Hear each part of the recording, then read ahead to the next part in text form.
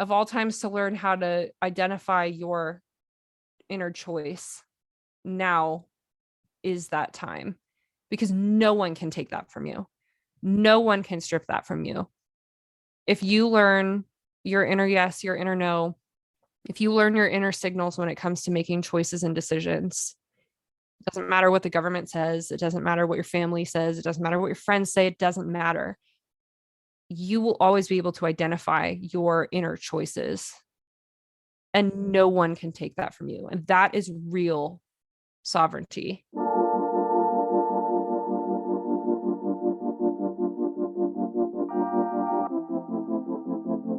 Welcome to Openly Spoken, the podcast to help you show up, speak out, and be seen. I'm your host, Celia Antonio, women's empowerment mentor, mindfulness expert, and quantum self-love coach. Every week, you'll hear real and unfiltered stories from me and my guests covering topics around spirituality, self-expression, womanhood, healing, love, relationships, and more. My intention with this podcast is to help sensitive, spiritual, ambitious women fully step into their potential so that you can live a life you love with every cell and every fiber of your being. And I get that it's not easy to fit into a box, so I bring in a variety of topics to feed your multifaceted self. You can find me over on Instagram at self-expressbabe, and info on where to find my guests are always going to be in the show notes below. I am so grateful that you're here, and I invite you to now set an intention, sit back, relax, and receive what is coming through to you on your headphones right now. Take what resonates, leave out what doesn't, and give yourself time to reflect. Thank you so much for being here. Now let's dive in.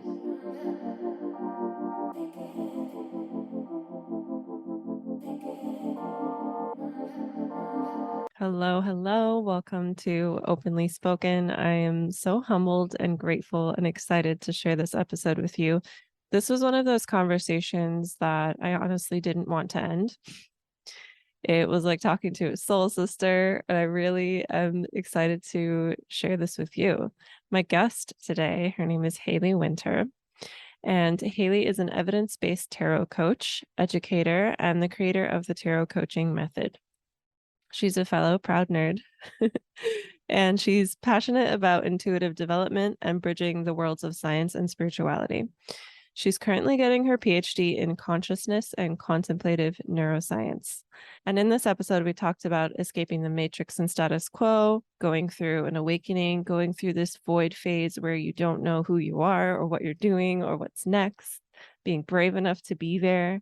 We talked about intuition, how to cultivate intuition. We talked about the power of choice and how to really strengthen and develop your muscles of choice. There's lots of juicy nuggets here, and it really was such a conversation that almost made me forget I was recording a podcast, honestly. So strap right in. This conversation's about an hour and a half, so get cozy, get yourself something warm to drink, and just sit back and soak this in. I would also love to hear if there were any ahas or takeaways from this episode. Feel free to message me over on Instagram at selfexpressbabe. Thank you so much for being here, and let's dive into the episode.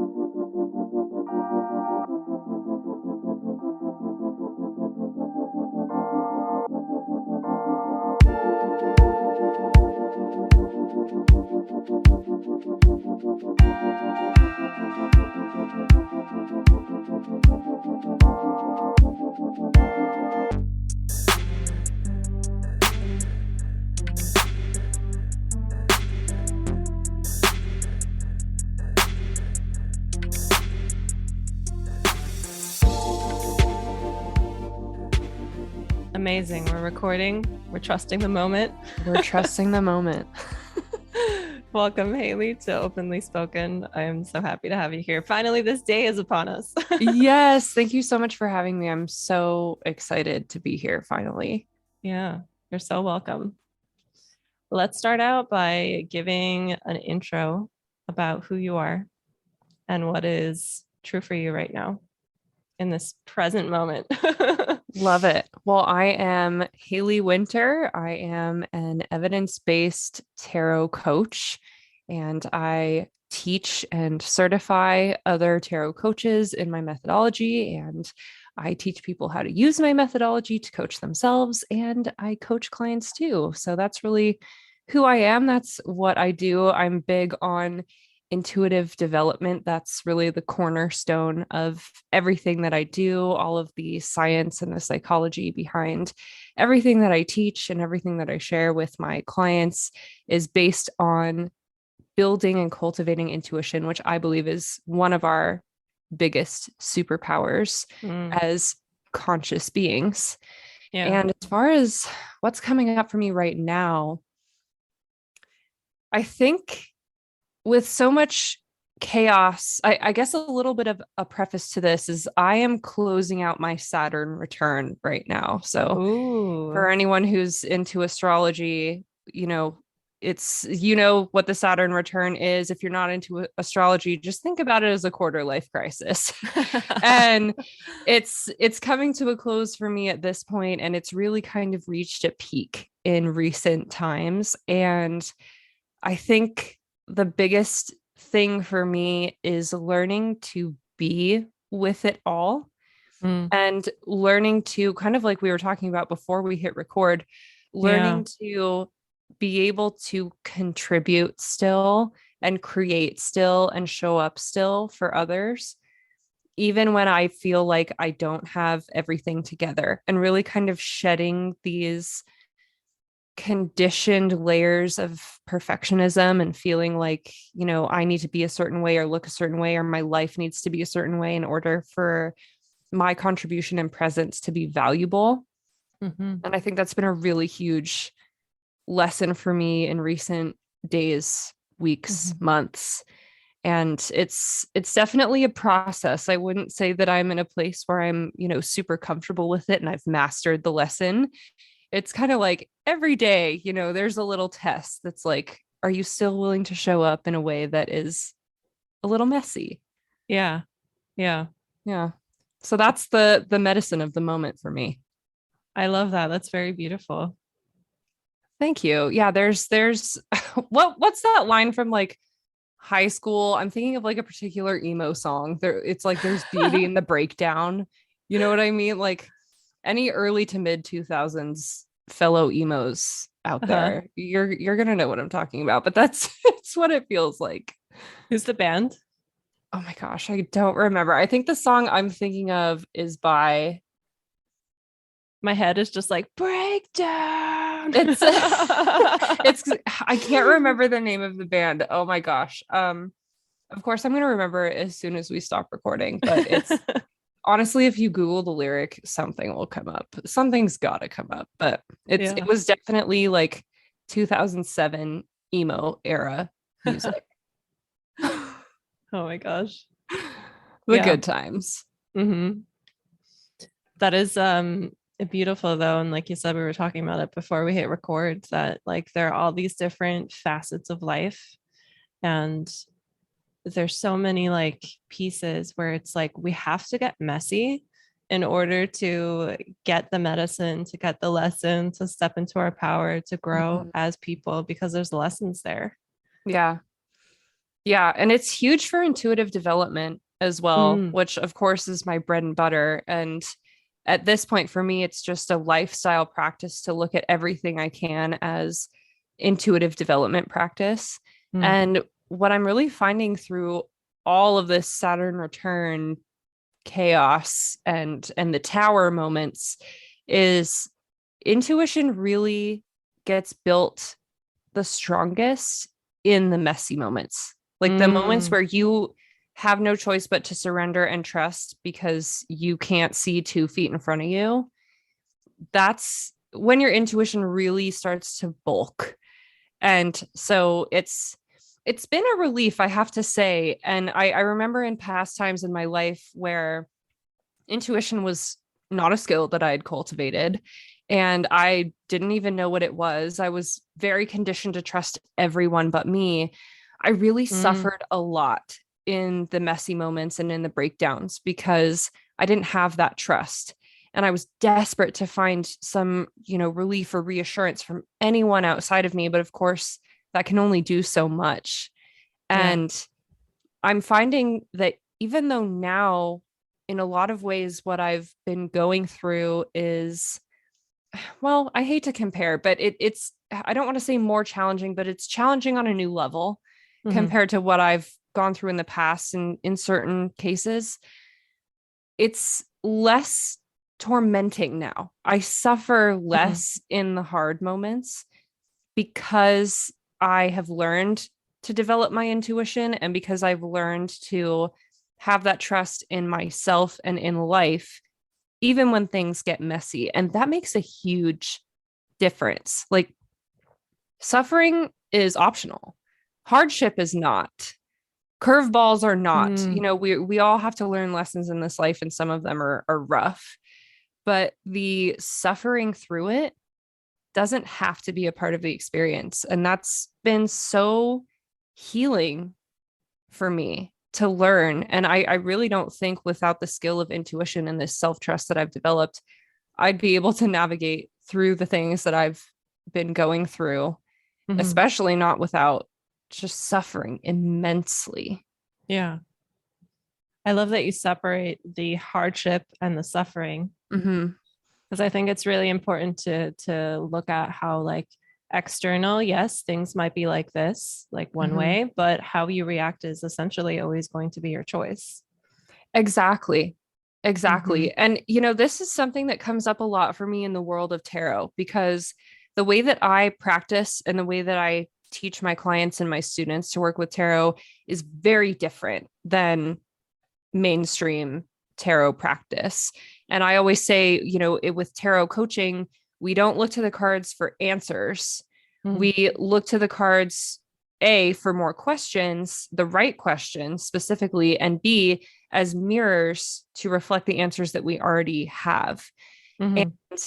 I find that a lot of people, when they first come to me and before they know really what tarot coaching is, a lot of times they're looking for that reassurance that I used to look for when I Mm-hmm. was younger before I had that intuition. They want to know that everything is going to be okay, or they're looking for some semblance of control, or they're really looking for like an endpoint to the hard times. And they're looking for tarot to kind of be their ticket to tell them how to do that. And one of the biggest transformations that I know I've seen working with the tool and that I've, taught and facilitated for so many people and helped them find for themselves is that when you know how to trust your intuition and when you have like a practice that keeps you in touch with it, you no longer feel that need to control the external. And you Mm-hmm. no longer fear, the other shoe dropping. You're not just sitting there waiting for the next crisis and like waiting for the endpoint to the hard times, because it's like, I understand that in life, there are all shades of experience. And I know that I can get through it. I trust myself to get through it. And that's the biggest difference. Like when you get to the point where you no longer need the external to look a certain way Mm-hmm. in Yeah. order to feel safe and alive, that is, in my opinion, so much more powerful of a transformation than just everything in the external looking and seeming perfectly in flow. Which is it ever? Like, this is life, No. Right. Everyone thinks everyone else has it like perfect and in Mm-hmm. flow, but really none of us know what we're doing. Right. Yeah. And we can thank social media for that. Yeah. I mean, social media has done some good things, but that highlight reel Yeah. syndrome is a very real thing. And Mm-hmm. it can take away the little bit of self-trust that I feel like we have too. Yeah. Because when we're looking at someone else's highlight reel and we think that like that's what their life is and that's all their life is, we're like, wow, what am I doing wrong? Yeah. And we make ourselves wrong.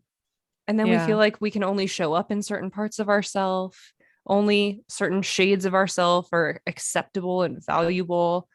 And that can be Mm-hmm. so damaging to your relationship with yourself, your relationship with other people. Like no one actually benefits from that. It's great to have Yeah. aspirations and, inspo, Mm-hmm. but that's not all life is.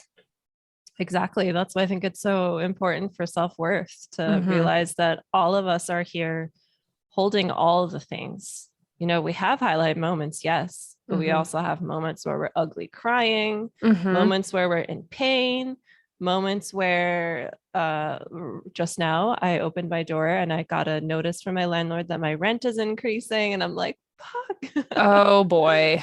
But at the same time, like, because I've also been kind of playing into the surrender and trust, I was kind of just like, all right, I'm open for a miracle. I'm Mhm. open for a miracle. I'm open for a miracle.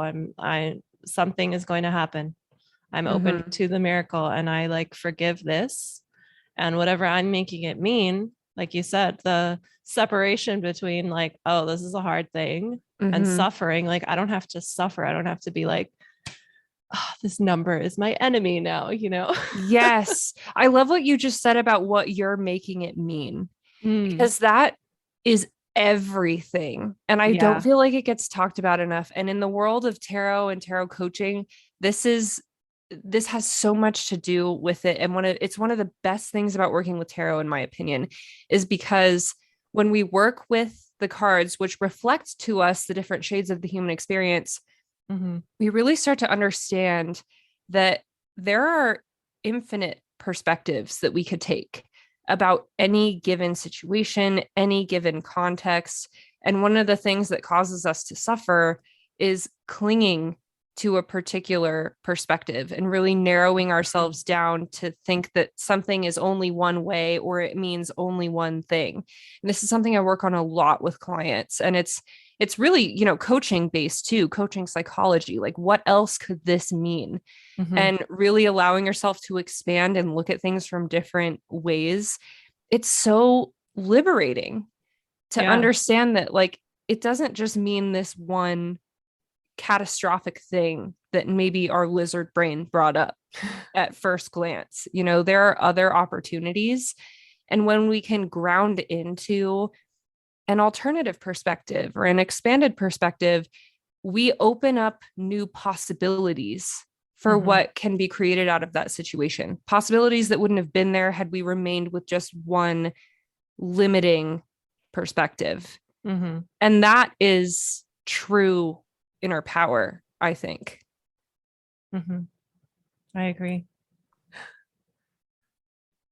How Yeah. did you come up with this new method of tarot coaching? Entirely by accident. Seriously, I always say that I'm the last person in the world that should have created this methodology or landed here, because I was so not in the realm of anything spiritual Okay. in any capacity. And I mean, it wasn't until I had my first kind of life collapse tower moment, like, and I'm talking major tower moment. I've had many, many tower moments in my life, but there was, one phase of life where it was like everything Mm, fell apart.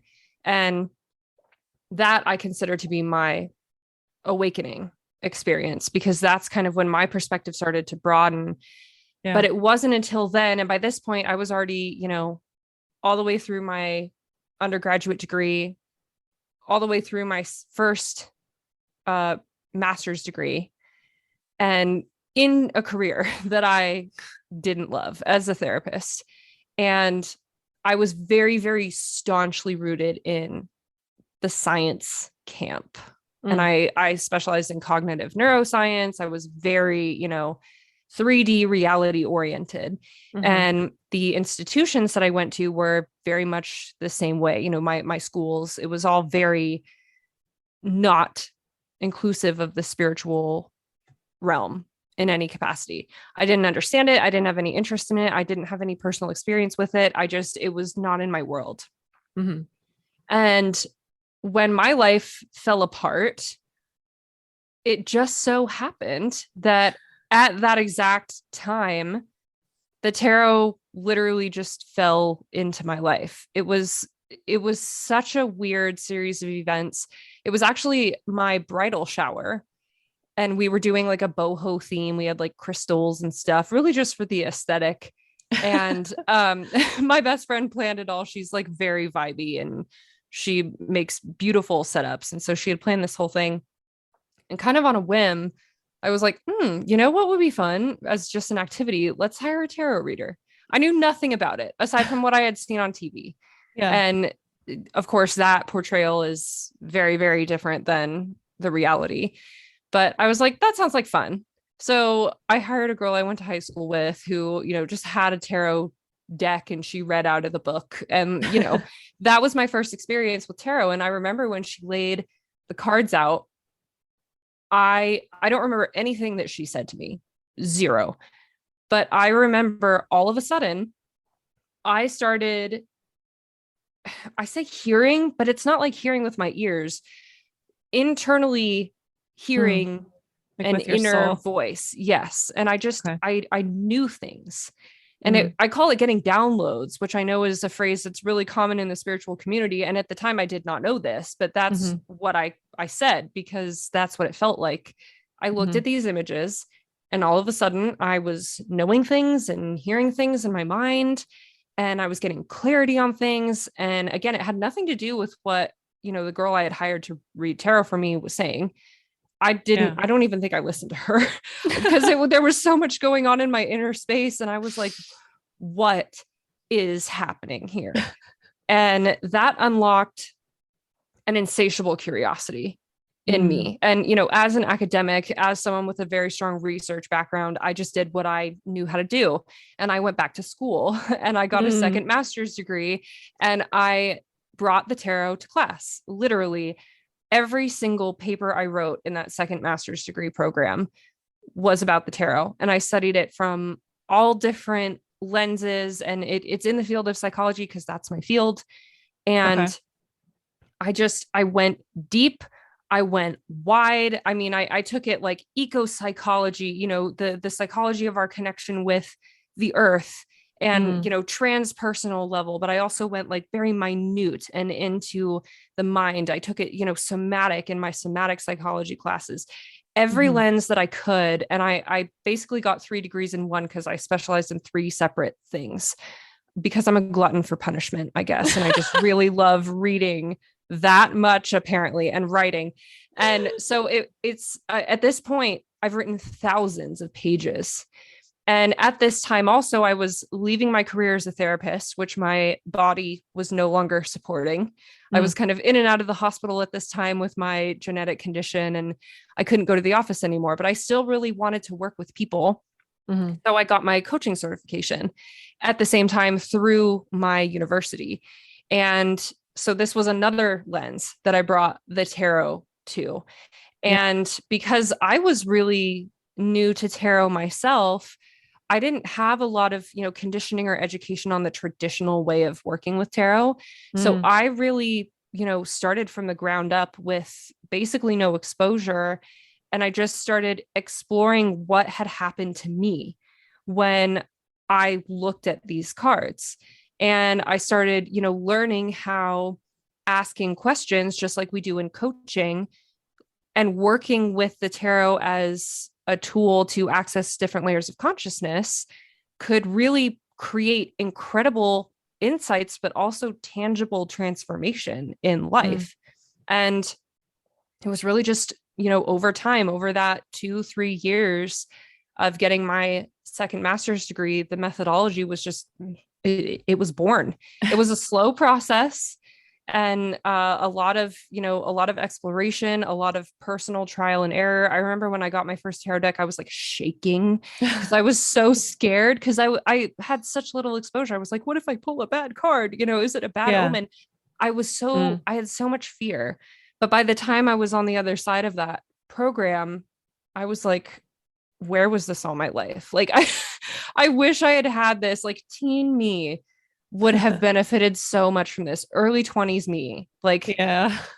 and so now I'm just it's everything. It became my whole life back then, and it's my whole life now. I'm taking it back to school, and I'm in my PhD program, and I'm specializing in consciousness and contemplative neuroscience. And I'm gonna, Wow.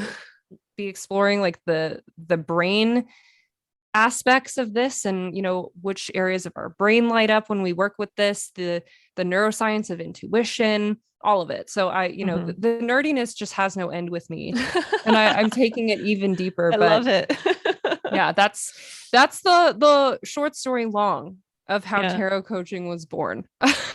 Wow. I love that. I love your like courage to kind of just like try things out and like stick with it and research it and see how it unflowed, like how everything Yeah. came together. That's so Yeah. awesome. And it was terrifying, I have to say, because again, I came from such a staunch scientific background. Hmm. I mean, the first thing I had to get over was my own dissonance and my own, like, what the hell am I doing right now? Like, I'm sitting with tarot cards. Who am I? Like, I'm an academic. I'm a researcher. Like, I can't be sitting here doing this. If anyone found out, I would be completely ostracized. And Don't so you I had to kind of, also, oh, didn't you also grow up somewhere where like tarot is seen as like evil and bad? yeah. Well, I mean, yes and no. My own upbringing Hmm. wasn't super biased, I would say. I mean, I grew up in like a loose Christian household. Hmm. Like my family went to church on Christmas and Easter, kind of a thing. And we, it religion was never a big part of my life. I never identified with it at all. Hmm. And but there wasn't too much fear mongering in my own household, but just in like my community, Mm. there Yeah. was. Hmm. And just the misconceptions because of pop culture, and like witches and what does that mean, there was a lot of that coming up. And so I was really afraid of that coming out, of people close to me learning what I was doing, because, what would they think? But Hmm. in addition to that, I had my own inner issues with it, because Yeah. I was like, what is this? Like, who am I don't understand. Yeah. Why is this happening? What am I doing? But walking away was never a choice, because I could not deny what was happening. Hmm. I was experiencing it.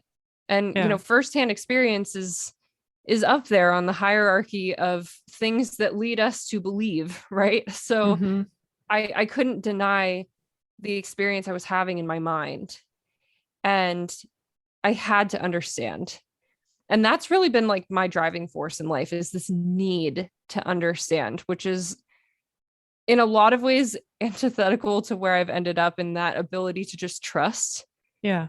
that they're like kind of on a spectrum and they work together, but they're also in opposition. It's very paradoxical. It's very, duality-esque.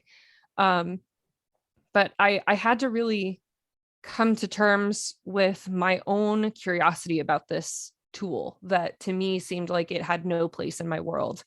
And then sharing it with other people, that was a whole other ball game. I mean, it took me, I think, 2 years before I even told my husband what I was doing. Wow. Yeah, it like a Yeah. long time. And then, slowly I started to tell my friends. And Yeah. then, eventually I kind of understood that this methodology was born through me because it needs to be shared. And I Mm. really had to tune into that and understand, like, this is bigger than me. I'm just the Mm. conduit. And Mm. I need to not let my ego and my fears about, my scientific community ostracizing me and whatever get in the way of me sharing this tool and this process that can literally change lives. And I knew that because it changed mine. And Hmm. it helped me heal in ways that I at first didn't even know I was wounded. Yeah. And so I had to make that more powerful than all of the doubt. But that was not a linear process. It was not easy. When I first started my Instagram account and started posting, I would like post and then like sit there and tremble in terror for like, an hour. But of course, like barely anyone's seeing it. It was just one of those things. And over time it got easier. And now it's like I'll pretty much tell anyone what Hmm. I do. I don't try to hide it anymore. And I've gotten comfortable with the discomfort. Hmm. The discomfort hasn't gone away. I'm okay with it now. But it was an interesting process of learning to listen to my ego and Be like, all right, I hear you. I understand your fears. I get Mhm. that, you're worried about being ostracized from the group that you've been in for so long. But there's a higher self component here that needs to be driving the bus right now. So Yeah. your fears are valid. I'll take care of you, but we're gonna do it this way instead. Yeah. And that takes a lot of patience. It does. It takes a lot of trust too to like shed what is old and things that you might even be good at right Mm-hmm. now, to shed Yeah. it, to like make space for your expansion, because you need that space to grow. It's like when a plant is in a pot that's too small for it, it's not going Mm-hmm. to get bigger. Yeah. Yeah, exactly. And without that intuition and self-trust, I wouldn't have made it that far. It was Hmm. because I was able to build my intuition by using that tool that I was even able to discern that, okay, sharing this is a step I have to take. And that Yeah. I was even able to kind of relax the ego enough to take that step. It was all very Hmm. meta Yeah. and all very connected. Do you think intuition is something that we've lost touch with because we're living inside of homes away from nature and like kind of like lost this touch with like the natural world, like how we are supposed to be living? I think that definitely plays a part in it. I mean, short answer is yes. I think that by and large, our society is more disconnected from intuition. More disconnected from intuition. I combine those words now than ever before, and I think that is a Mm, huge part of it. The increase in industry and technology, but yeah. in addition to that, I think one of the biggest contributing factors to this disconnection is this: we're literally born and bred to place our trust elsewhere. We're taught to trust our parents. We're taught to trust our teachers. We're taught to trust our doctors and our government and, experts and Google. Like at this point, Google, Instagram, Pinterest, YouTube, like we're taught to go outside of us for answers. We're Mm, taught to open up an app on our phone and, look to someone else to tell us what to do, what's right, what's wrong, what's best for hmm. us. We're never taught how to look within. I mean, I sure as hell wasn't. That was never a part of my upbringing personally, academically, professionally. That had Hmm. nothing to do with it. It was, oh, well, trust me, I want what's best for you. That's something that family Yeah. members love to say, or friends' opinions, doctors' opinions. I know doctors, that was a huge thing for me as someone with a medical condition that's, genetic. I've dealt with it all my life. I placed so much stock in doctors. Mm, And, I was taught to see them as like the all knowing, but they're not. And there were so many times yeah. in my life that, a doctor would tell me something or make a decision on my behalf that didn't sit right with me, but I didn't know what to do about that because I didn't have self trust. And I was like, who am I to argue with this person? And I'm not saying don't trust doctors. That is not my point. My point is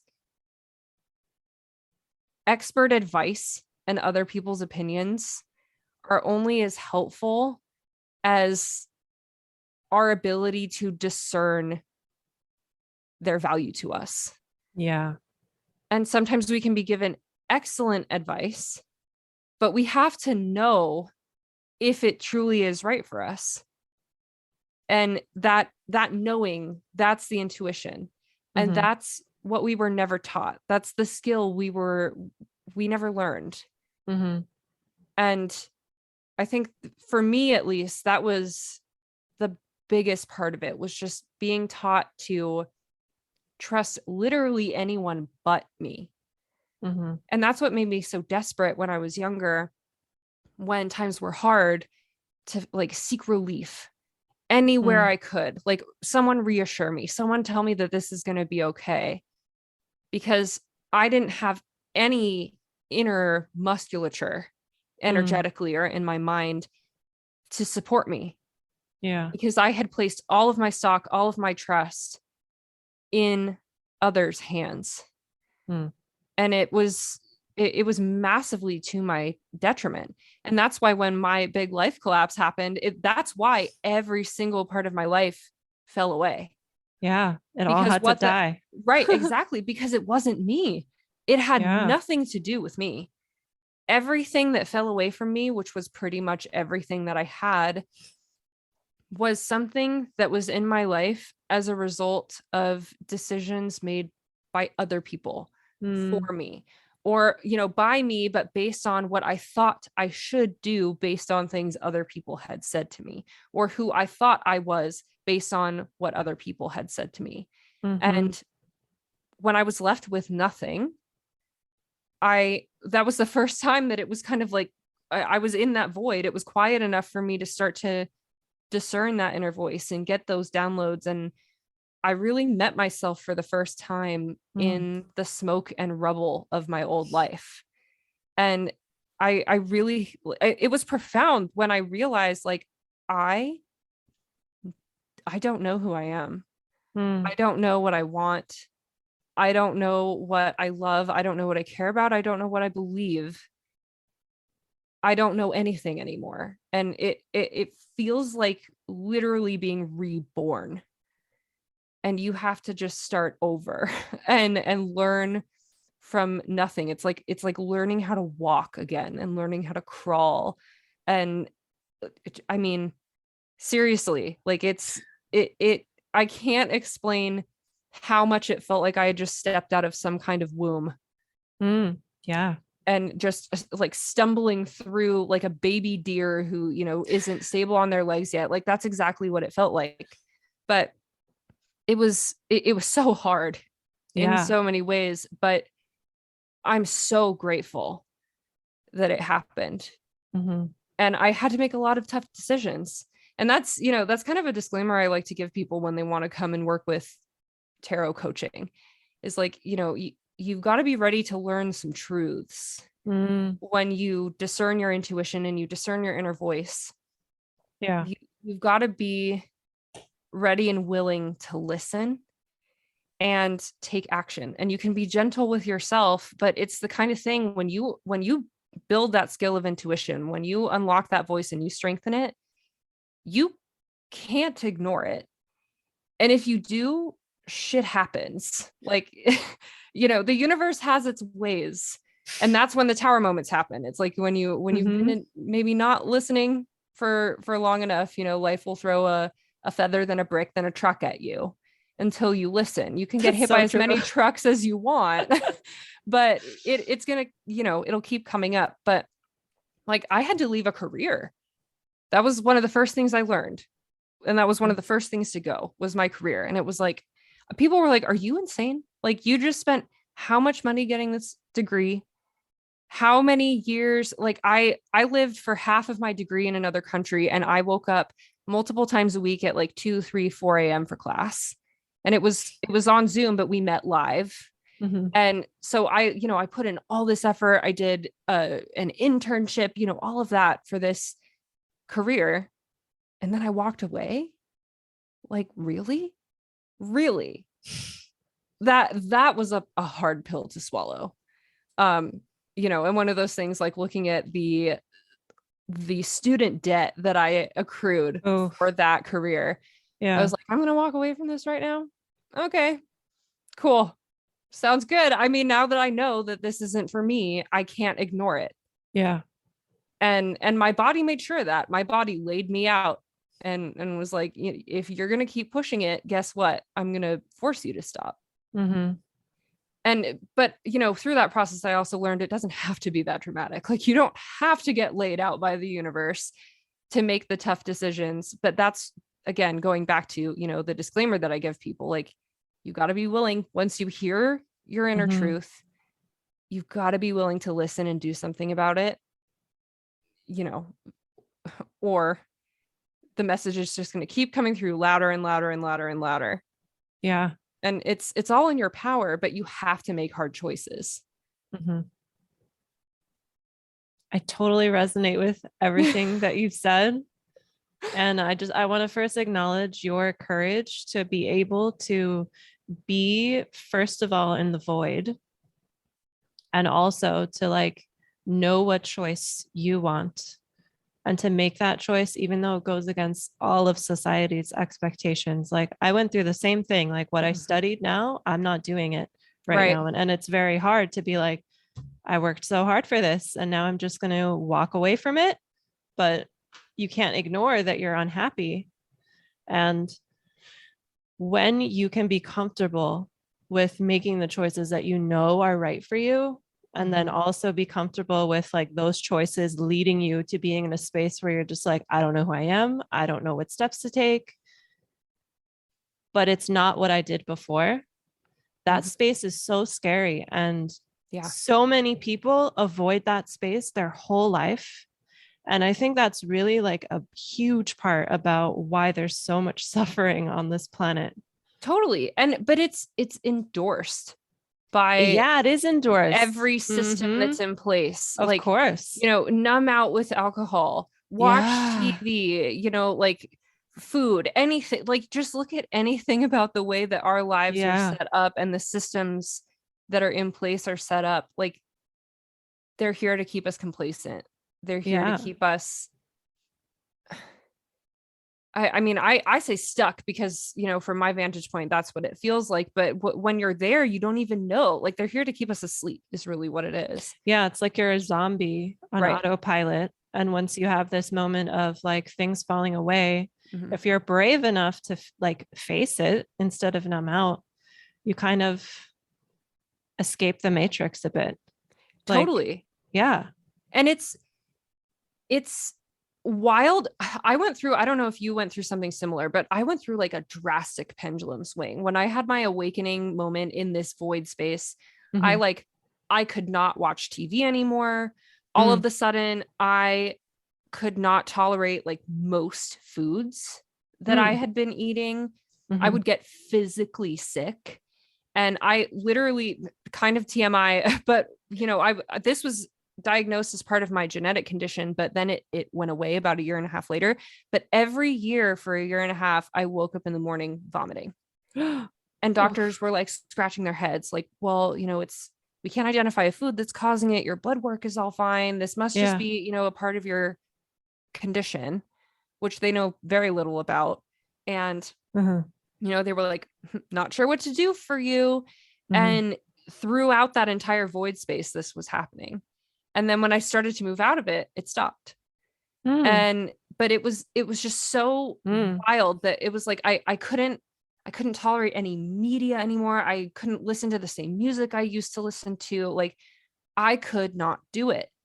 And I couldn't be around people who did for a long time.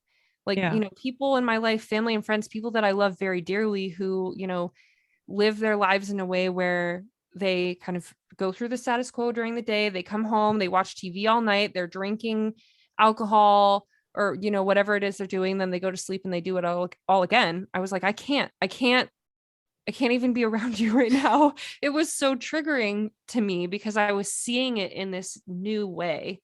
Yeah. And I was like, you don't see what I see? Like you're blue pilling it. Like you're in the matrix right now. And of course, because I was like the least spiritual person ever, I had no clue. Like I had no language around this. I had no idea what to make of my experience, but I was like, this is too much. And so I went through like a serious hermit phase of just like complete isolation. And of course, now I've balanced out and I can be around those people again. And I can accept that, people live different lives. They have different perspectives, but in that void space, it was so new and so raw and so vulnerable that I was like, I have to be in a cocoon right now. I was a total pile of goo. I totally feel you. I've been there too. Yeah. I've been there too. It's not a one and done thing. No, it's not. Oh my gosh. It just keeps happening. I feel like at least in my experience, like the first time it was big and uncomfortable and like everything in my life fell away except my yoga practice, which is the thing that led to my awakening. But everything else shifted. relationship I was in for 6 years, my career, friendships. Mm-hmm. I grew up loving horror movies, and I could just not watch anything that had any kind of violence or killing or Oh anything yeah, like I that. still can't. Still to this day cannot. Yeah, and I loved like horror movies and I things like loved it. It that. was my favorite. I used to Yeah. watch Goosebumps as a kid. Do you Oh my remember that God. show? Yes. Yes. That was my favorite. And I That's my loved like favorite too. all once they started coming out like the Insidious movies and things like that. I loved the horror. Can't do it now. Mm-hmm. Can't do it. Same. Can't. I couldn't even watch Hunger Games. I watched 5 minutes of it and I was like, this is too Yeah. violent for me. I had to close my eyes, and I told my husband, I'm like, I can't watch this. Yeah. My process started kind of midway through that series. And Mm-hmm. so I'd read all the books, but I watched like the first two and then could not watch the last two because I couldn't take it anymore. But Yeah. even some of the things that I do still watch, and I mean, I don't know if this has to do with awakening or if it's like an anxiety thing or what it is, but I'm definitely like a person that just rewatches the same things. It takes a lot for Mm. me to venture out. If I'm going to consume any media, it's usually Yeah. familiar and like Yeah. safe. But even the things that I, grew up loving, like the Lord of the Rings, that's my biggest kind of nerd area. Yeah. And I love those movies, but even to this day, there are parts of them I have to like shut my eyes and Mm-hmm. or look away and not watch because of the violence. And they're not even, obscenely violent films, Mm-hmm. but it was still just it became too much, and it didn't used to faze me at all. Yeah. And So it's that, interesting how some of that stays. yeah, that really But speaks to like how you're literally like asleep yeah, before you come out of this, what we're calling a matrix. right. Exactly. And like you were saying, for me, it was like that first time was so big, so uncomfortable. Everything changed, but it wasn't a one and done. Mm-hmm. And it just kind of happens in a more bite-sized way Yeah. now. And it's very cyclical, I find too. Like, Yeah, for sure. and I've learned to be okay with that. I think that's a huge part of the intuition and self-trust thing. Mm-hmm. Um, knowing that like in the moments where I'm riding high, I understand that, it's a wheel. And the more you stay in tune, the less drastic the lows are going to be. Mm-hmm. And the shorter the goo phase Yeah. will be, I found.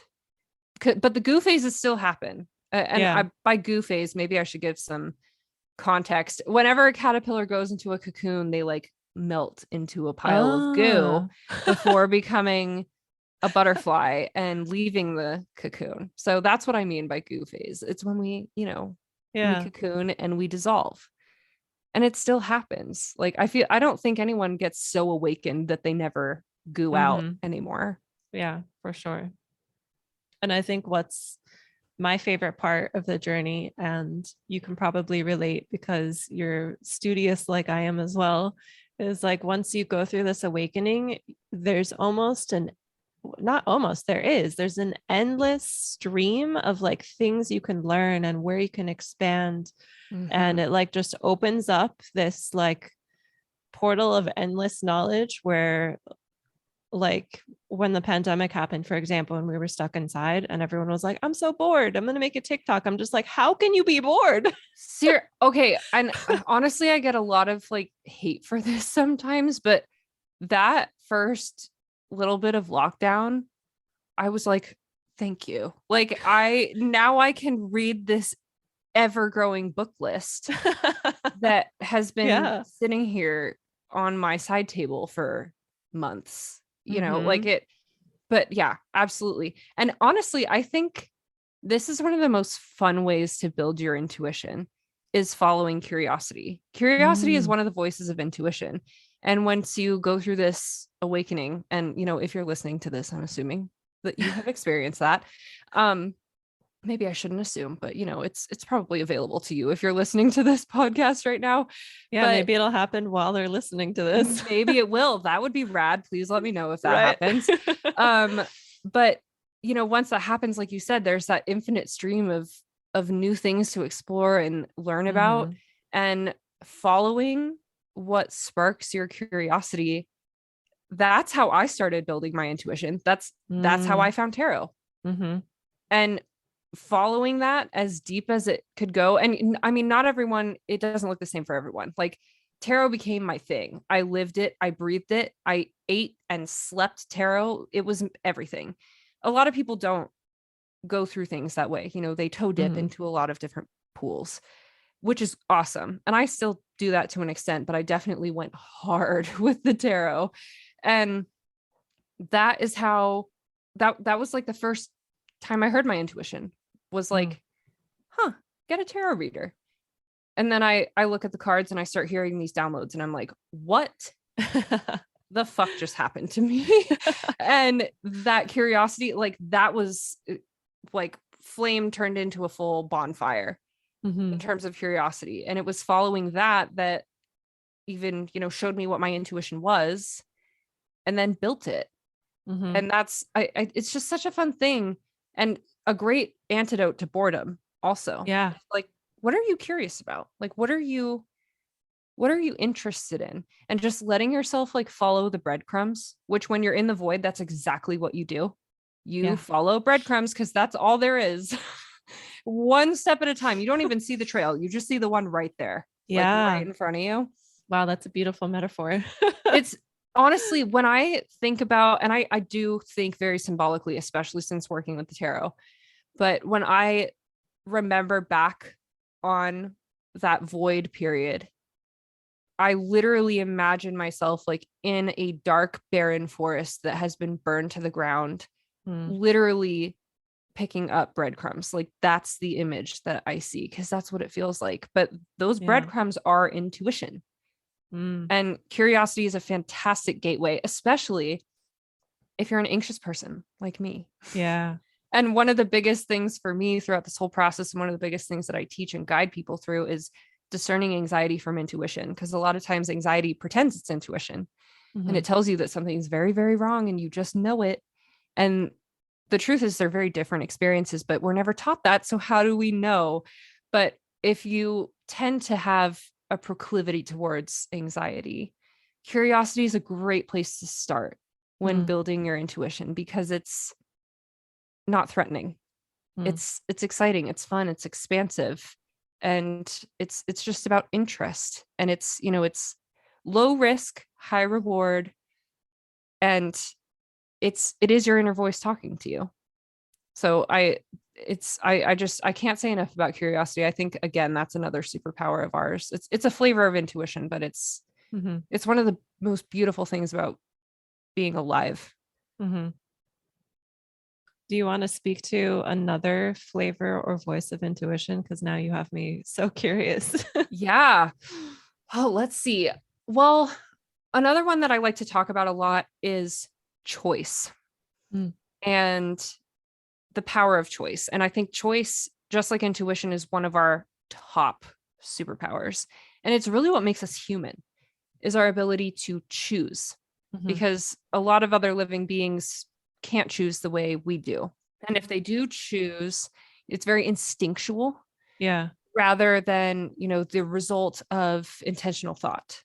Mhm. And so flexing our choice muscles in a way that is aligned, and by aligned, I mean it's something that feels resonant with us, really presents us with another form of our intuition. And so one of the ways I like to demonstrate this is have you ever like for me it's always what to have for dinner. Like what are we going to have for dinner? It's a conversation that goes on daily in my household.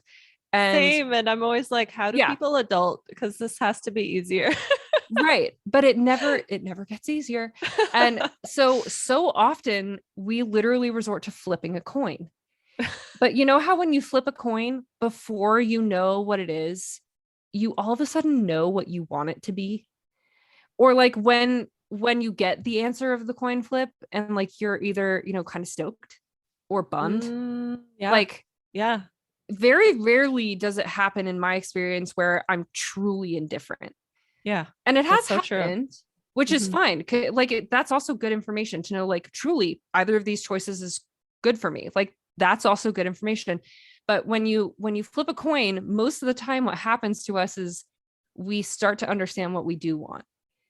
And it's only when we kind of like let go that we kind of, leave it to fate, so to speak, that we have access to that truth of ours. And that is another flavor of intuition, like that voice that knows what we want, but we can't always access it because we have so much conscious mind clutter going on.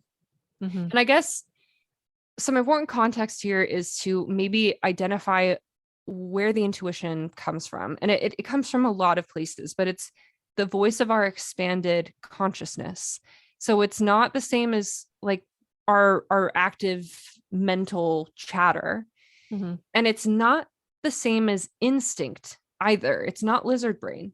Mm. It's subtler consciousness, but it's expanded consciousness. I mean, if we think about instinct, that really comes from like the cerebellum, like our brain stem, the first evolution of our brains as humans that, gets us through survival, fight or flight kind of a thing. Mm-hmm. That's not the same as intuition. Mm-hmm. And it's not, prefrontal cortex, decision making, cognitive thought. That's not it either. It encompasses those things and it includes those things, but it transcends those things. And it includes all of the different layers of our consciousness, our unconscious mind, the thoughts that we don't have access to, and the content of the mind that we don't have access to, as well as our conscious mind. But the intuition doesn't speak in the way that, our monkey mind might speak, our conscious mind might speak. It tends to speak through symbol and imagery, which is why tarot is such a powerful tool. And if you think about it, we as humans, before we evolved verbal language, we had pictorial language.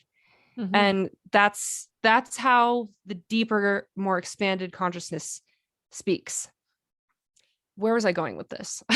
I went on a tangent, but that's what I mean when I talk about, hearing your intuition, is that inner voice that at this point, because it's a muscle that isn't really strong for a lot of us, it's a lot of times so quiet Mm-hmm. that we can't discern it, especially when we're making decisions. And that's one of the big things that people come to me for, is like, I can't make a decision to save my life.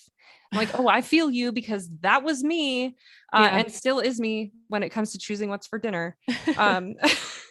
But it's once you learn to identify that, that part of you that once you flip a coin, you start to know what you wanted. You start to know what you hope that coin is going to land on. Like, that's Mm-hmm. another flavor of intuition that is really fun to zoom in on and strengthen Mm-hmm. and follow, because I mean, our lives are really made by decisions, big That's ones, so small true. ones, every single day. Mm-hmm. We don't get through a single day without making a choice. And even the tiniest decisions can have massive impacts, butterfly effect. Like, we underestimate the power that our choices have on a day-to-day basis. And you end up with a very different life when you're making decisions from a place of intuition, as opposed to making decisions from a place of instinct, anxiety, or conscious clutter. Yeah. And so learning to discern that voice and that flavor of intuition is another way of really liberating yourself. And it can be really hard if you are an anxious person, because then you overthink and you're like, well, what if I made the wrong choice? And like, what if I don't even know all the choices that are available? And if you're like me, you sit there and you what if yourself into a spiral, and then you don't make a decision. And then a decision is made for you, and then shit happens. Yeah. And it's not pretty, but you can strengthen it. Intuition is a skill. It's an energetic muscle that you can build. And I recommend the coin flip as an exercise to a lot of my clients who struggle with decision making, as an exercise in learning to even hear that choice centered flavor of intuition. Yeah. And I always recommend doing this with small things, like what to have for dinner, or like, do I want to go to the 2 p.m. yoga class or the 4 p.m. yoga class? Like, let's start small. Let's not start with like, should I leave my career? should I marry my boyfriend? Like, let's not start there. Start small and start to notice, pay attention, not to the answer of the coin flip. I mean, make whatever choice you want. That's part of the exercise, but pay attention to what you notice internally and where you notice it when you flip that coin. And either, before you know the result of the coin flip, or when actually, I should say, and when you know the answer. How do you feel? How do you feel when that coin's in the air? How do you feel? Or if you're like me and you're lazy and you don't have coins on you, and you have, an Alexa or a Google friend sitting in your house listening to you all the time, you can tell them to flip a coin. And when I you're didn't know you waiting, could do that. I literally do this all the time. And when you're waiting for that answer, how do you feel? Like, what do you notice that you're slightly, subtly hoping for? And, when you get the result, do you feel disappointment? Do you feel relief? Like, tune in, start to notice what that's like. And the more you practice that and can identify what that feels like, the less you're going to need the coin flip.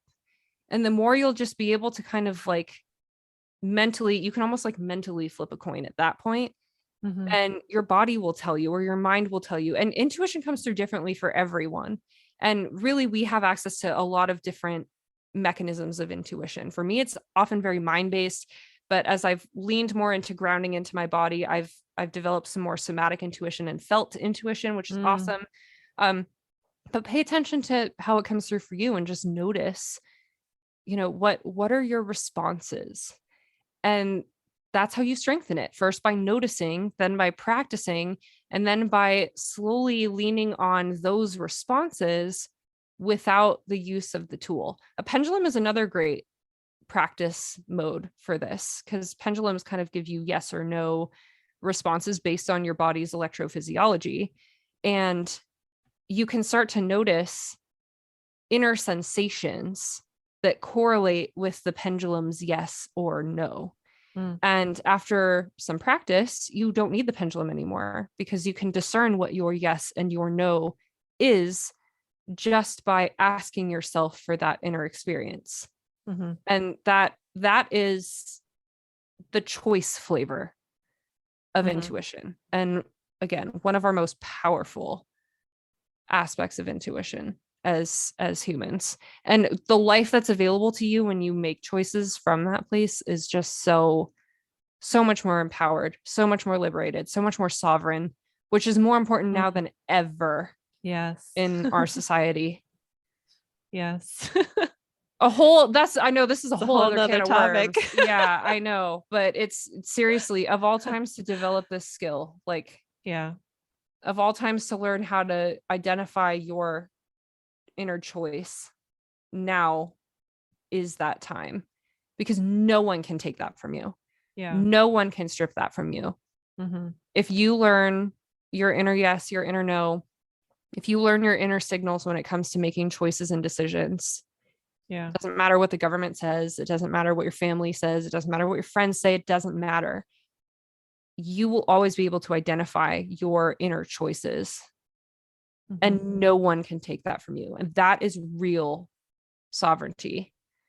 And I feel like I just got like uber serious, but I'm like, I am so passionate isn't even the right word. I'm like, I have so much conviction about this, especially now with everything going on in the world, that like we, and especially, as women, as beings with feminine energy, and or even just beings that are deviant from the norm, like, or deviant from the majority, whatever it might be, we need these skills now. We need something that can't be taken. And from that foundation, once we have that inner power, it can radiate outwards and things can change. And I really truly believe that. And the more people we have in this world who get back in touch with their intuition, the better off everyone is going to frickin' be. Like, so many of the decisions that are made in this world by the powers that be would not be made if these people were conscious. Right. And I always, in tune. I always talk with my husband about like how magical it would be if government was like, I don't know, required to have mindfulness classes, or like required to take an empathy aptitude test, and like so many things. Or like take mushrooms. Yes. I mean, I've never done that. I shouldn't say that. I've never had a hallucinogenic experience. One day I would like Mhm. to, but um so that was kind of Mushrooms is tongue very in cheek, but it's very emotional for me, at least. Like you will have no problem because like this piece we were talking about of like being brave enough to be in the void and like face your own messiness and your own, like how you said your little disclaimer that you like to give to clients, like you have to be willing to find out some ugly truths. mhm. If you're willing to do that, like that is at least my experience with mushrooms. Like the first time I ever did it was last year, and what came up was like, oh my gosh, I'm carrying around my childhood trauma into every experience I have. And like, Mm, I just like ugly cried about it and like just remembered how scared I was of a certain caretaker when I was a child, and just like realizing like, wow, this fear never had the space to release. So now yeah. here I am able to release it. Yeah. And I love everything that you've been saying in here, and I think the same thing can go with mushrooms or with any kind of outside tool, Mhm. is that yes, you're using an outside tool, but not to like rely on it, and Yeah. to like everything that you said about the coin flip, like you were saying, flip the coin, but also notice like how do you feel when it's flipped, and how do you feel when it gives you the choice for you. Right. And I love that. I love that invitation to really just like tune into yourself. Yeah, exactly. And tarot is the exact same way. And that's why one of the biggest distinctions I always make when people who are new to me come into my realm is, don't come to me if you're looking to the cards for answers, Mm, because that's not what we're doing here. yeah. We look to ourselves for answers, and the cards are a mechanism that helps us access that by speaking the same language, aka Hmm. symbols and archetypes Hmm. of our deeper conscious mind, of our intuition. But I think one of the most exciting parts about tarot as a tool is you can use it as much as you want, but the more proficient you get with it and the stronger your intuition gets, the less you feel like you need it. And it's Mm, always yeah. there for you in like a time of crisis. And we all have these moments. We all have moments where we're in crisis mode and our intuition is not, like on the spot available. And we need a tool to kind of tune back in with that. But just like anything, the point of working with the tarot is to be able to discern that inner voice to begin with and Hmm. strengthen it and access it. And then from there you generalize away from the deck and Mm. you can access that inner voice in other places. It's a tool. But seriously, like the the powers that be they need tarot coaching.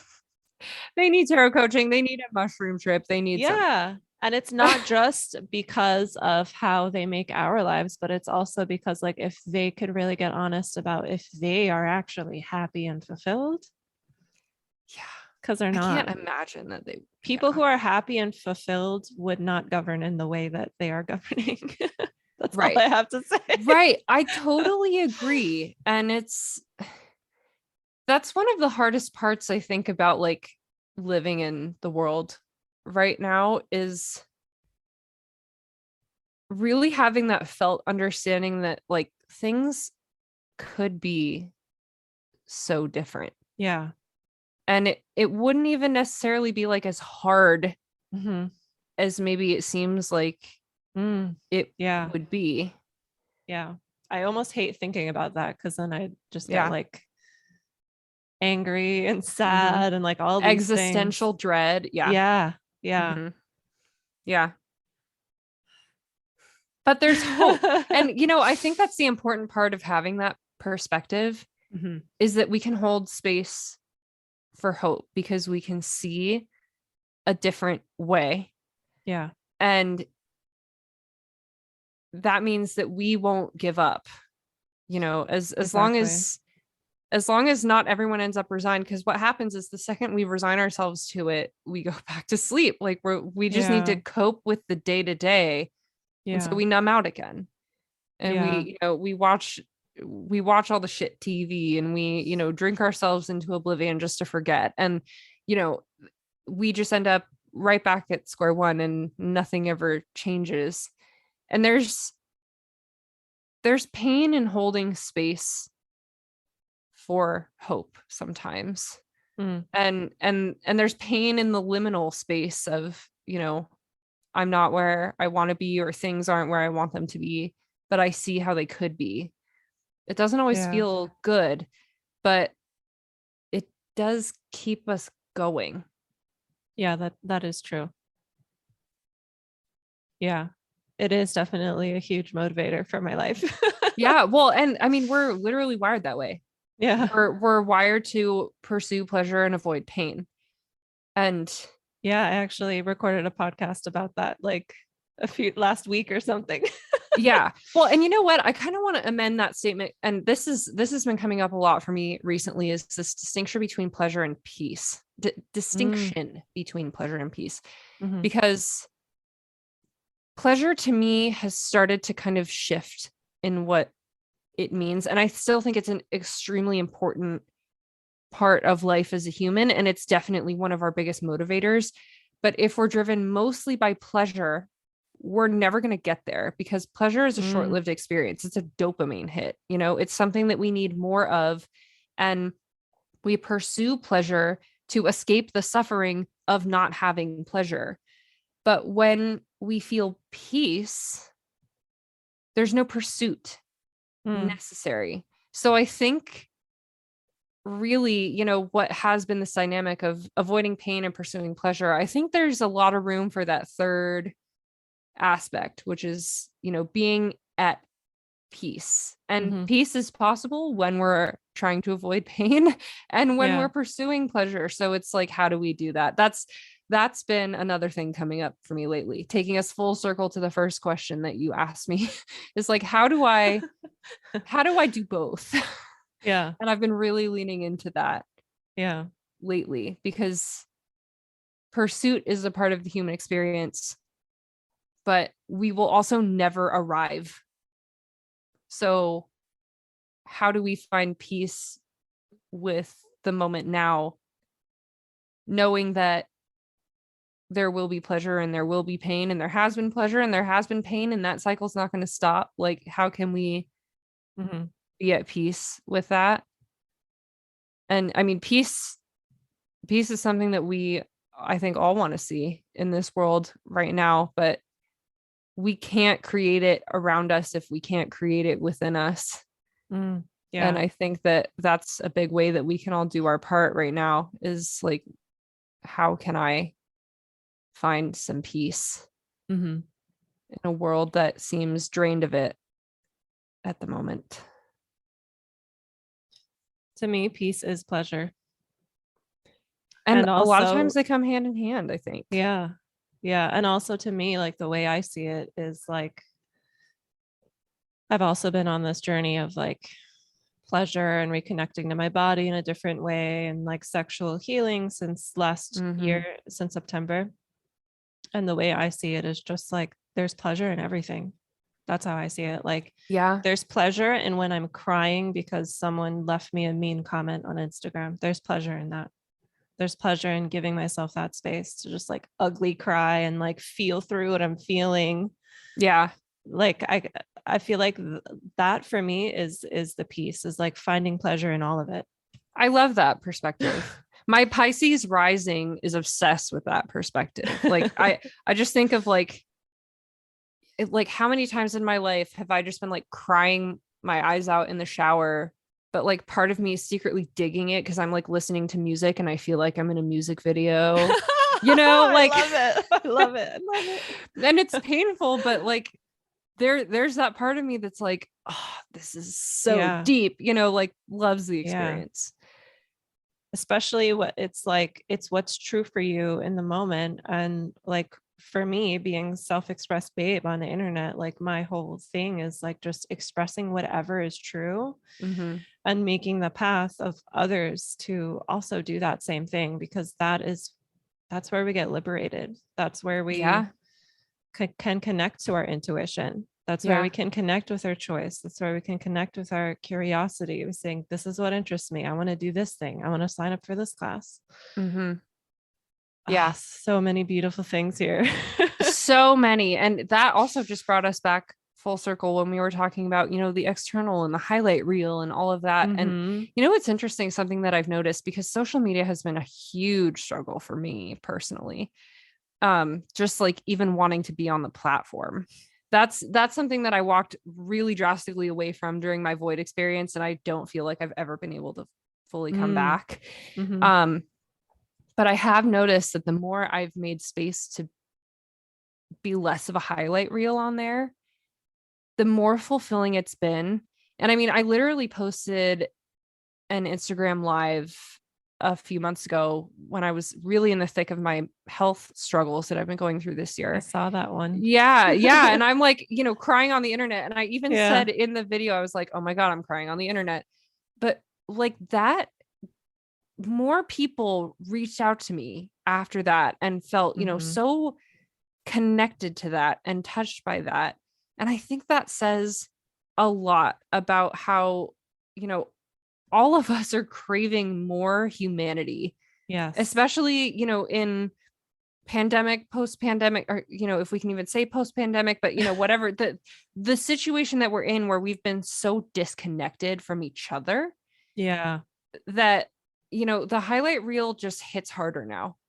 Yeah. And That's so true. I think it helps to share some of the, less aesthetic shades of the human experience, because people see that and they're like, oh my God, I'm not alone, and you're not alone. And it creates community Mhm. instead of competition Mhm. and comparison. And Yeah. so I think I love that, being self-expressed is your whole vibe, because I just think that is like such medicine for our internet dependent, social media, social distanced world. Mhm. Highlight reel can't help us where we're at. We Mm-mm. need that real shit. We Yeah, need we to do. remember what it's like to be human and be with other humans. And sometimes that means crying on the internet. Yeah, that's so true. I want to move into some questions that I like to ask towards the end, Yeah, let's do it. and then we'll play with how people can find you online and find out more Yes, about your work. absolutely. Okay. So the first question is, what does self-love mean to you? Ooh, okay. I'll try not to go on too much of a tangent here. But for me, self love is an action, not a feeling. And it comes with feelings and it cultivates feelings. But for me, self love is how you show up for yourself. And it's the opposite of self betrayal, which is something that I think we're all conditioned to do from day one, because we're taught to trust everyone else and not ourselves. It goes all hand in hand with intuition. But to me, self-love is knowing ourselves, holding space for ourselves, asking ourselves, and I'm saying that, vaguely, not asking ourselves something specific, but asking ourselves, period, like being our own source, and showing up in an active and grounded way, in a way that honors ourselves. And it's really, like, to me, self-love is a very embodied, active, grounded thing.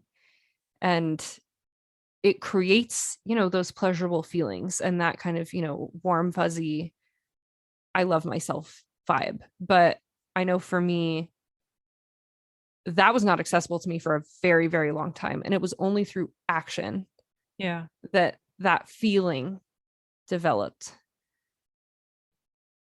So I so that's, resonate with that because yeah. the things that like we know will make us feel better, it's so easy to not do it because we don't quote feel like it or we don't have Yeah. time. Mm-hmm. But when we get past the like discomfort of like, I'm gonna set my alarm for like 30 minutes earlier so I can take some deep breaths in the morning. Like it doesn't feel great, but Mm-hmm. doing the action, yeah, that's totally self-love. That makes me think of like a toddler does not want to brush their teeth, but Right. the mom is going to be like, you have to brush your teeth, and they'll probably do it while they're crying. But Mm-hmm. when we're grown-ups, like we don't have that mother to tell us to do the things we don't feel like doing that are good for us. So we have to Mm-hmm. be that for ourselves. Yeah, So I love that exactly. answer. Yeah. And one of the things that I say a lot on my podcast and just to my people is self-love isn't all bubble baths and face masks. Because I Yes. feel like, Thank you. the aesthetic version of self-love is like spa day, and that Mm, has a place. Absolutely. yeah. Like your girl loves a bubble bath and a face mask. Absolutely. But a lot of times self-love for me looks like folding the 3 days worth of laundry that I Mm, have sitting on my couch, like mhm. even if I don't want to, but Yeah. doing that because I know that future me is going to be so relieved when Yeah. that's done. And I mean, sometimes self-love is like really, really hard decisions. Yeah. Like I have multiple people very, very close to me who have just had to make the decision to leave very close, very long-term, intimate relationships. Yeah. And it's a hard decision. Like choices like that, they're hard. They come with pain Yeah. and a lot of change, a lot of fear. But that's what loving themselves looks like right now, because they Mm, knew that to choose themselves and honor themselves, they have to make that choice. mhm. And I think that's really important, because the way that I feel like self-love is portrayed a lot of the time is very, vibey, very aesthetic, very, and literally aesthetic, not just like how it looks nice on Instagram, but Yeah. like it's about how you look, Yeah. or, it's about improving your looks, or, the sensual aspect. And by sensual, I mean literally the five senses, like nurturing the body, like I said, has a huge part in it. But that can't be all. Yeah, That exactly. is You got to not go all deep. encompassing of self-love. Yeah, like if you want to love yourself, just like with intuition, like you got to be ready to face some truths and take some actions. And sometimes self-love feels a lot like pulling teeth, Mhm. but you're always better for it, and you always Yeah. feel better for it. And Yeah. I mean, it is so powerful. True self-love. Next, I have a phrase for you to finish. Okay. The way to my heart is, Oh God, how do I what's the choose first just thing that one? comes to mind? Lord of the Rings extended editions. All Nice. three in one sitting. Or tarot decks. Love it. And then when do you feel the most alive?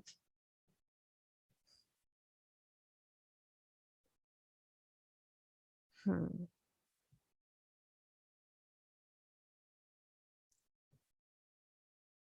Interestingly,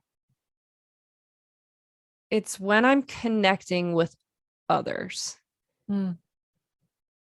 And I think specifically either connecting in a really deep way, like you and I right now having a really deep, Yeah. honest conversation, like that kind of a deep soul to soul type connection. And also laughing, like laughter and lightheartedness, and, just, yeah, laughing with other people. Like that deep soul connection and laughter are when I feel most alive. And I said interestingly because I'm an introvert. Mm. I Yeah. I if left to my own devices, I would probably be alone way too much. Yeah. But Same. I know this about myself now, so I know that I take time to recharge and all of that. Mhm. But I always feel so much more alive during and after those moments where I have, connected on a soul level with someone, and or laughed until I cried with someone. Yeah. Like those moments in life to me are just those are the ones that I keep with me. Mhm. I so resonate with the piece of like being introverted, but also like feeling so nourished by socializing. For me, Mm-hmm. though, it's like it's not just socializing with just anyone. Yeah, It's like I'm you very said, deep. selective. Yeah. Yeah. Yeah. Yeah. And you have to be as an introvert and like as Yeah. an empath, which is, something that I Mhm. relate with, then I feel like you probably do to an extent also. And Yeah. I think anyone who goes through an awakening experience, you Mm. choose the people you spend your time around differently after that. Yeah. But for me, it's like I I know my soul just ignites with those kind of, connections, the laughter and the deep soul stuff both. Yeah. And sometimes I have to push myself to go there because sometimes I'm like, no, I want to stay here on the couch and under my blanket So reading my relate. book. Like, So like I relate. just want to snuggle my dogs. I don't want to go talk to people. But then, afterwards I'm like, oh my God, I feel so good. I feel so Yeah. regenerated.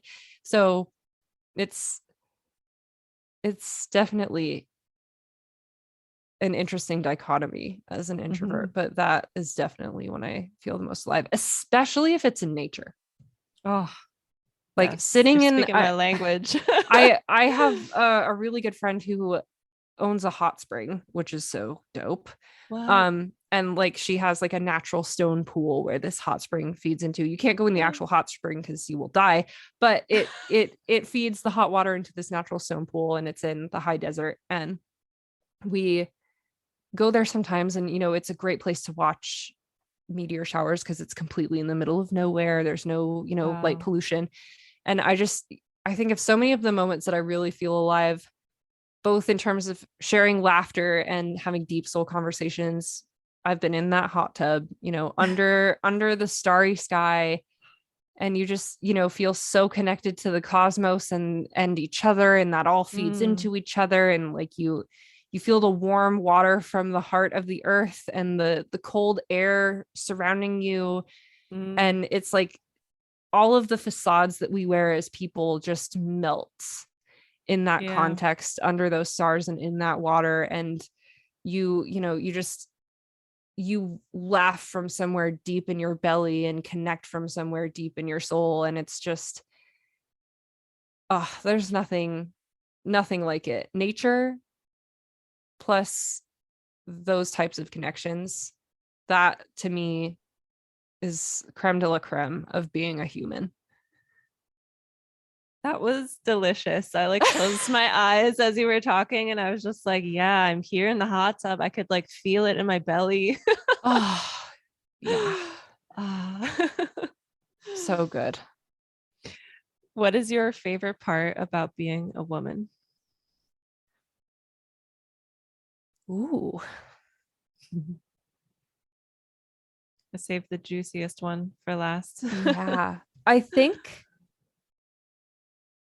this answer probably changes a lot. Depending on when you would ask me. But right now, I think I would say reclaiming so much of what has been used against me as Mm. a woman, and kind of reclaiming aspects that have been demonized or made to seem dirty or Mm. bad, like really leaning into like menstrual cycles, for example, and like the power of the period and things like that. I've just loved that whole journey of like learning my body's natural energy cycles and how to harness the creative cycles of energy that my body goes through in conjunction with those cycles. And Mm. things like I was taught that my period was an inconvenience, it was embarrassing, it was shameful, it was something that I was supposed to hide and preferably get rid of by taking a pill or implanting something within me. And I've done both of those things. And so taking that back has just been so liberating, and I've loved that. And I think healing the witch wound is another one, and that kind of came hand in hand with coming out of the broom closet, like the tarot closet, like sharing with the world that I use tarot cards, even though I don't use them in the traditional way that some people might call witchy, but like really, like I've had that term used against me when people learn that I use it, and I'm like, thank Mm. you, please. Yeah. please call me that again. I'll embrace that term Yeah. if that's what you want to call me, because I've done a lot of deep historical digging as part of my own reclamation journey on, what is the witch thing about? Like, if I'm delving in the world of tarot and talking with people who are in this world, I want to be educated on, what does it mean? And witches were healers. Yeah. We're an R and Yeah. powerful women, intuitive women, medicine Yeah. women. Mm-hmm. And, Mm-hmm. if you want to call me a witch, I will say thank you. Um, and Same. there's like some rage in there too. Like, Mm, I don't, this is a whole other can of worms, but it almost feels ancient. Like, yeah, it it is. doesn't come from me. Like, it comes from people before me or past versions of Mm, me. I don't know. yeah. But like, really almost not spitefully, but very assertively slash aggressively Mm, owning that kind of mysticism and mystery yeah. that comes with being a woman.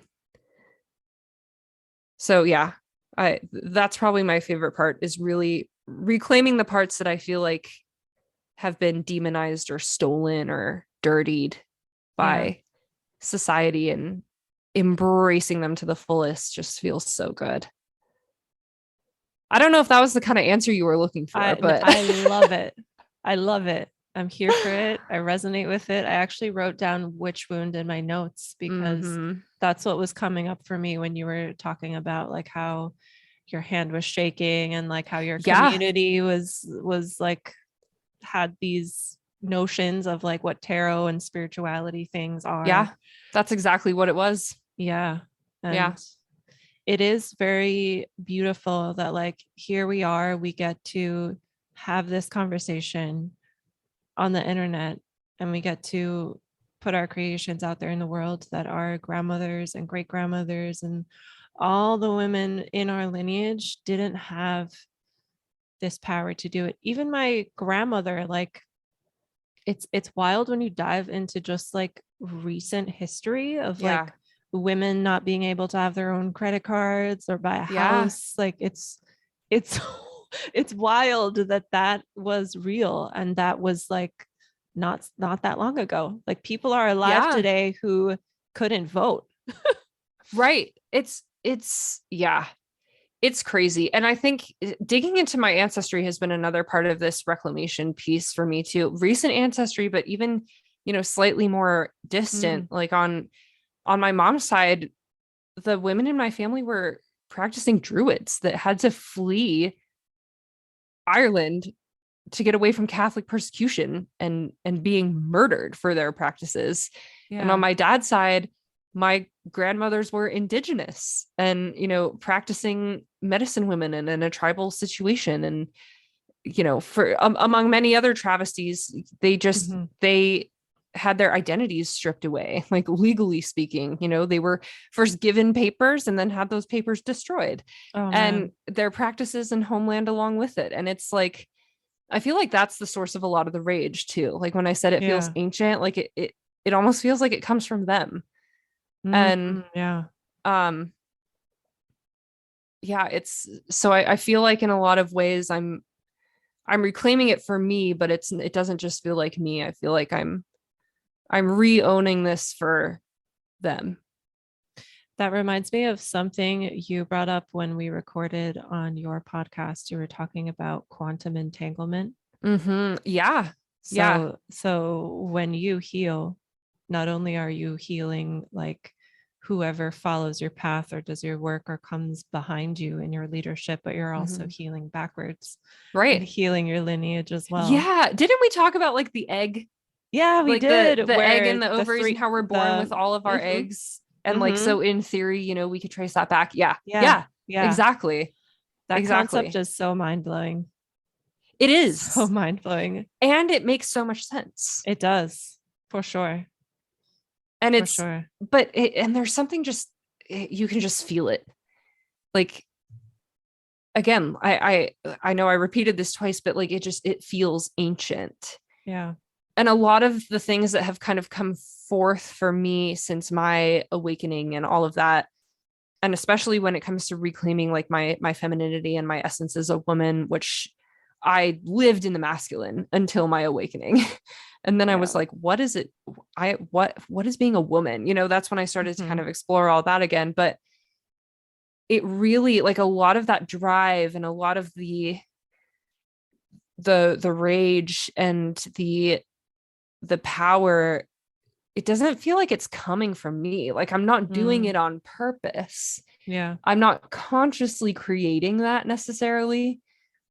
It's more like I am unearthing it. Like I'm removing the layers and I'm finding something that was already there, which is very intuitive. I mean, that's what intuition is. It's just discerning what's already there. But it's all been so hand in hand, like the intuition and the self-love and the reclaiming my feminine energy. It's all connected, and it's truly magical in all of its flavors, including the hard ones. I wouldn't trade it for anything. Me either. So where can people listening find you online and find out more about your work?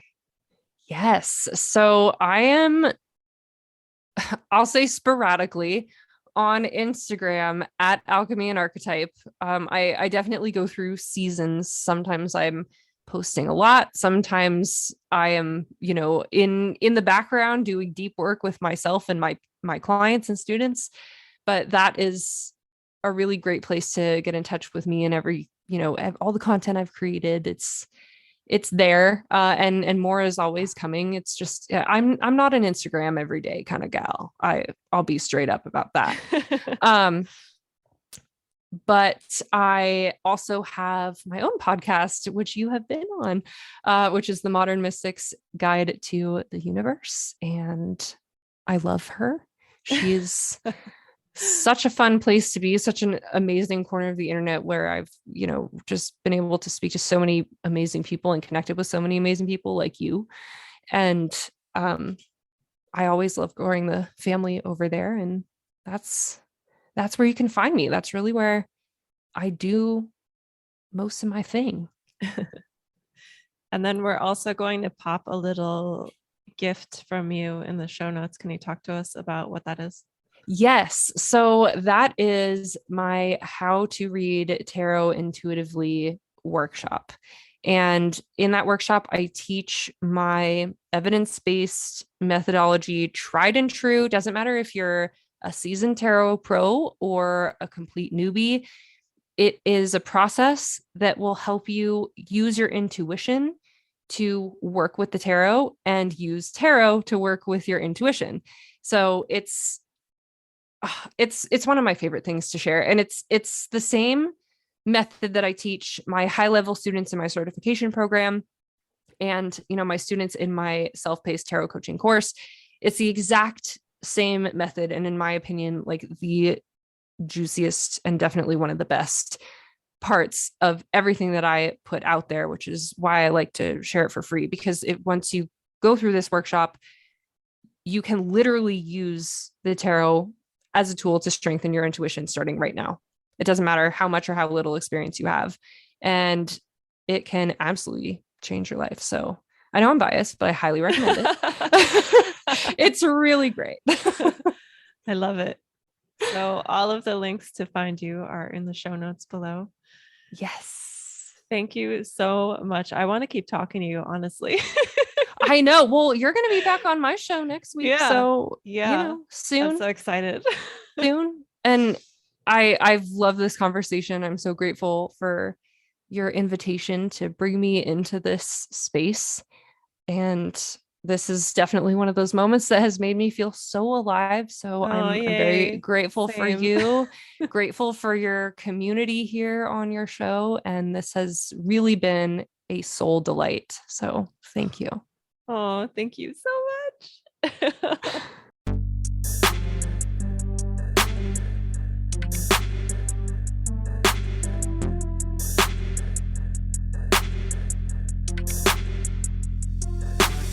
Thank you for tuning in to this episode of Openly Spoken. I know that there's an abundance of content online, so I really appreciate you giving me your ears today.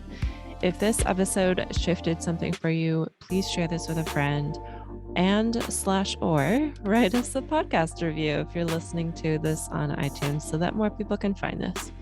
If anything shifted for you from this episode that you want to have a conversation about, I would love to hear from you. Just send me a DM over on Instagram at selfexpressbabe, and that is in the show notes. Thanks again for tuning in, and I'll see you next time.